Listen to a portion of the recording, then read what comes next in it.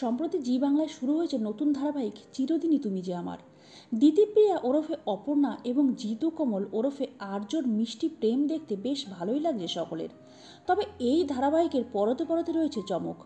একের পর এক নতুন ভিলেনের এন্ট্রি হতে দেখা যাচ্ছে ধারাবাহিকে। প্রথম থেকেই তন্নিলাহা রায় একটি নেগেটিভ চরিত্রে রয়েছেন। তন্নি আর্যর সেক্রেটারির ভূমিকায় অভিনয় করছেন। মনে প্রাণে সে চায় অফিস এবং আর্যর বাড়ি থেকে অপর্ণা যেন চলে যায়। খুব সম্প্রতি একটি প্রোমোয় দেখা গেছে জিতু কমলের ভাইয়ের চরিত্রে অভিনয় করবেন অর্কজ্যোতি পাল। এই চরিত্রটি যে নেগেটিভ সেটা টেলার দেখে বোঝা গেছে। এবার দিতিপ্রিয়া ওরফে অপর্ণার জীবনে ঝড় তুলতে আসছেন আরও একজন প্রিয় নায়ক।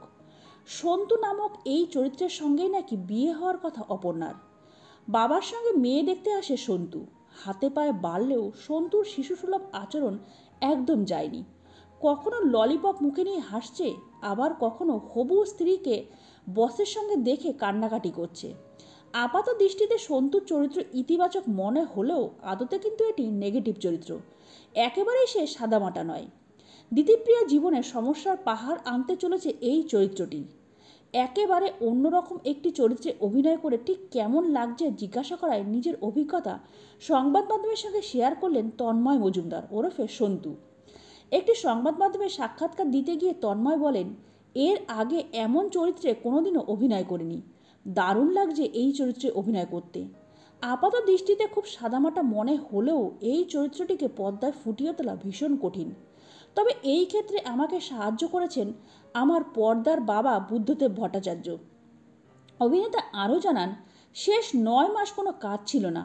অডিশন দেওয়ার পর চিরদিনই তুমি যে আমার ধারাবাহিকে সুযোগ পেয়েছেন তিনি। প্রথম থেকেই তাই নিজের সবটুকু দেওয়ার চেষ্টা করেছেন তন্ময়। তন্ময়ের চরিত্র দেখে মানুষের প্রতিক্রিয়া যে ইতিবাচক সেটাও জানাতে বলেনি অভিনেতা। প্রসঙ্গত চিরদিনই তুমি যে আমার ধারাবাহিকটি মানুষের কাছে জনপ্রিয় হলেও সম্প্রতি জানা গেছে এটি নাকি একটি মারাঠি ধারাবাহিকের রিমেক। আর্যই নাকি আসল ভিলেন। নিজের স্ত্রী রাজনন্দিনীকে মেরে অপর্ণাকে সে বিয়ে করবে উত্তরাধিকার পাওয়ার জন্য। অবশেষে অপর্ণা প্রতিশোধ নেবে এবং নিজের অন্যায়ের জন্য আত্মহত্যা করবে আর্য। তবে গল্প যাই হোক না কেন, ধারাবাহিকের জনপ্রিয়তা এতে বিন্দুমাত্র কম হবে না বলেই মনে করা হচ্ছে। এটি রোজ সন্ধ্যে 6:30টায় দেখা যায়। তো বন্ধুরা, আজকের এই ভিডিওটা এই পর্যন্ত। পরবর্তী বিনোদনমূলক ভিডিও নিয়ে আমরা খুব তাড়াতাড়ি ফিরে আসবো। ততক্ষণে সবাই খুব ভালো থাকবেন, সুস্থ থাকবেন। দেখা হবে আগামী। নমস্কার।